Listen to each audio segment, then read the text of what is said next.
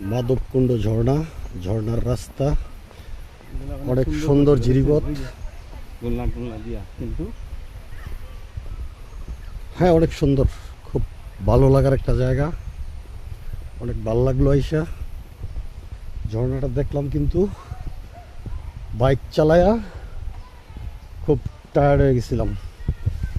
গতকালকে ঢাকা থেকে শ্রীমঙ্গল, আবার শ্রীমঙ্গল থেকে আজকে মাধবকুণ্ড, অনেক লং জার্নি, তারপরেও ভাল লাগছে। ঝর্ণায় গোসল করলাম। মামাকে অনেক ধন্যবাদ, আমার এই মামা আমারে নিয়ে আসলো। অনেক সুন্দর, অনেক ভালো লাগছে।